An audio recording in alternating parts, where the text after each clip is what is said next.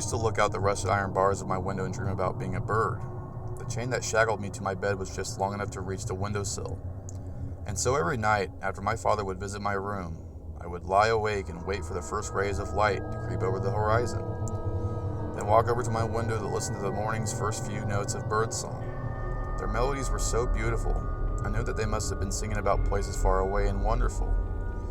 About sailing on the wind through endless blue skies, looking down at the treetops that dotted the land below. Then, one morning as I lay in bed, something impossible happened.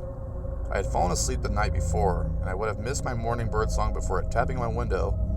I rubbed the sleep out of my eyes and sat up to see a crow sitting outside on the sill, tapping my window with his beak. I crept open to the window and smiled at the bird. "Hello, Mr. Crow," I said. "Hello, little girl," said the crow. I stood there dumbfounded for a moment, not knowing what to say. Finally, what seemed like an eternity, I forced myself to speak. "You know how to talk?" I said. "All birds know how to talk," he replied. "It's just that not all humans know how to listen." I pushed my window open a crack until it hit against the bars. The bird cocked its head in curiosity. "Why are you in a cage?" it asked. "I think it's my destiny," I said. "It's always been this way." "You look rather thin," replied the crow. "Would you like something to eat?" My stomach gave a weak growl.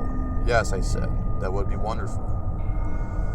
Without another word, the crow took flight. A few minutes later, he returned with a small branch of figs. The crow watched me as I greedily devoured the fruit. After I had finished, he stared at me for a moment before speaking again. "I didn't know they put people in cages," he said. "Do you think they mistook you for a bird?" "I don't think so, Mr. Crow," I said. We whiled away the rest of that day talking. The crow told me all about what it was like to fly.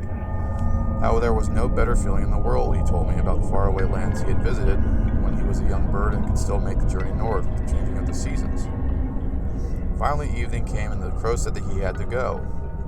The next morning he was back, however, with 2 more branches of figs. I thanked him for his generosity, and we talked another day away. That day he even sang me a song. He didn't have a voice for singing, but I thought his song was beautiful anyway.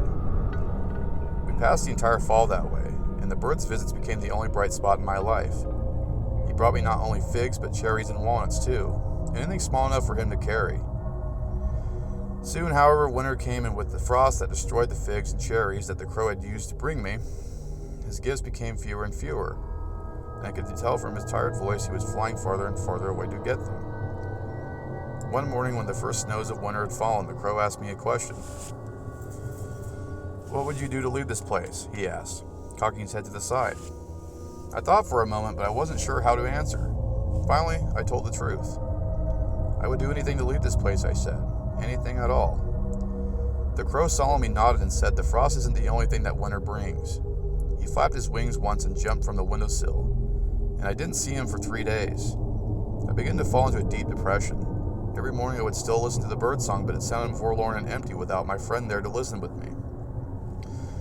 The morning after the 3rd day, my crow friend returned. It was so beautiful that day. The sun had come out from behind the clouds to melt the snow, one of the last green days before winter came in earnest. As the shadow passed over the valley in which we lived, I first mistook it for a storm cloud.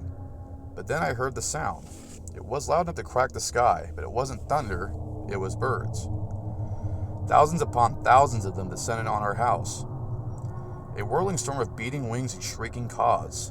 They crashed into the walls and windows, pecking at them with wild ferocity. The house shook under their assault, and their calls were so loud that I didn't even hear the windows breaking.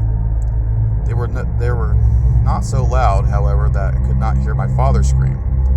It was over in a matter of minutes, and the key to my shackle slipped under the door. I rushed over and picked up with trembling hands, sliding into the metal cuff around my ankle and turning it.